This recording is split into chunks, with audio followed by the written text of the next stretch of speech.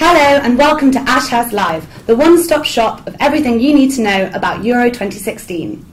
Ahead of tonight's clash in Brussels, we'll be having an in-depth look at the London team, from the management to the line-up, to possible formations, and to that question that everyone wants to know: who's going to be left on the bench? With me today, I'm delighted to welcome two of the all-time London greats. With 286 caps between them for their office, it's Big Jack and Little Jack. Welcome, gentlemen. Thanks for having us, Tanya. Absolutely delighted to have you on the show. I think it's going to be a cracker. So, Little Jack, let's talk about management. It's been a big year. There's been some large departures, but Lumbey and Vernon have certainly made the most of the transfer window by bringing in some big names. What do you make of it all? Richard Vernon, for example, manager of the London team. You know, you have a guy here, he's been here forever. He knows the place inside out. He gives nothing but 110%. He's come right up through the academy. He's reached the top, senior partner, and, you know, rumours are to be listened to. Yeah. Big Jack. He's a massive hit in the dressing room. I think he's right there. I think to have a player that's come through the ranks is fantastic for the team. You know, he was washing the boots, you know, years ago, and now he's at the top of the whole ladder, and it's fantastic to see. What you'd call real passion and commitment. Passion and commitment. Passion and commitment, Tanya. And then, you know, Hugh Lumbey. What can we say about this man that's not already been said?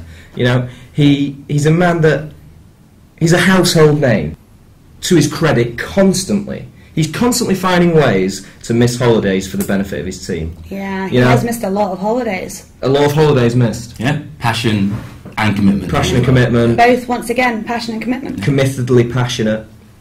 And I've heard, and I think the media has started to leak this, that at the end of the Euros, there's talk of him having a bit of a short sabbatical away from the game, and it'll be interesting. Well deserved. Thoroughly That's going to deserved. go down with the team. How do you think that's going to play out, really? It only remains to be seen how that's going to affect the team and how they're going to react. Teams, Yeah, definitely. how do you reckon they're going to line up? Big Well, Jack, over to you. Mr. Chapman himself. What goalkeeper? Fantastic keeper. I mean, you know, people have been talking about Buffon and coming into this tournament, but this is a veteran keeper that needs to, you know, he deserves some praise here, I think. Absolutely. You know, there was talk of him playing for Scotland originally, but he decided to turn that down and go with his English roots, and I don't think he's looked back since. Credit to a proper Englishman, Jerry Chapman. Very much so. Definitely. And then we've got, you know, the back four. We've got the centre-back pairing here, and I think Little Jack, you wanted to have a special mention to these two here.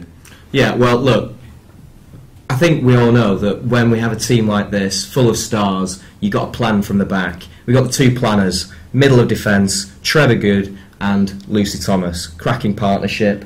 They've been leading that ship brilliantly for club. Let's hope they can bring that to the national stage. 100%, 100%. Then we move on. I think we should stay with the spine here of the team. Yeah. And then we move on into the centre mids, and you've got a very constructive pair here. Yeah. Who, you know, and the interlink between these two is fantastic. They came into the national team together the same year, which is always, I think you can't underestimate how useful that is to have the two coming through like that. And it's like they have some sort of sixth sense. They seem to know what each other are doing, and it's fantastic to see on the pitch.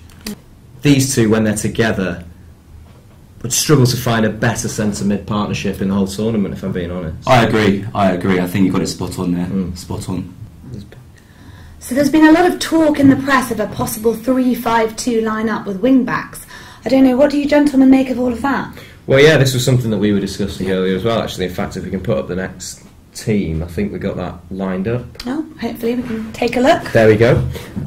Yeah, so in this situation, we've got sort of five at the back with an attacking formation with the ball. Sarah Sivia there on the right-hand side of the centre halves. Yeah. What you need in that situation, you need skill, you need composure, you need somebody who's not going to panic in that situation. That's very much what you get with a Sarah Sivia. Yeah. You know, also we've got Patrick Williams mentioned earlier on the bench. We really see this as a situation, don't we, where perhaps he's going to get a start on the left wing back. I think so. That's where he would start. I think if you're playing the 3-5-2, you've got to have him there at the wing back, and I think Darren on the opposite wing back is a great pairing. Yeah, pace on each flank, giving their full back serious pain. So I see you've moved Melanie Jordan into the centre midfield role. Why don't you tell us why? Yeah, well, I think, you know, as we all know, Melanie Jordan, a very accomplished right back, and she can play in that position. But we've also seen her play in that midfield position for a club. She can dictate possession. She can dictate the control of play, and she's strong in the tackle. I don't think any of us would like to go into a tackle with Melanie Jordan. No. And also mention there to Henry Moss in the middle as well. Yeah, very much an intelligent midfielder, dead ball specialist, very much somebody who's willing to take one for the team. So I think that would be a very nice little setup if that's what they go for. Yeah, real asset. But I think this team, this team is all about the strikers. Absolutely. I mean, goal scorers are there to score goals. Yeah. And I think the two that we have up there score goals. It's the thing Without about a good doubt. goal scorers. Without Score a doubt. goals. I think the thing to focus on this team is the two centre forwards. I think we've kept the same two in both formations, and I think you've got to have strikers that score goals. And I think with the pairing that we've got up there, they have got an abundance of goals in them. Absolutely. Well, everyone is just so excited about Fleming. Oh, what?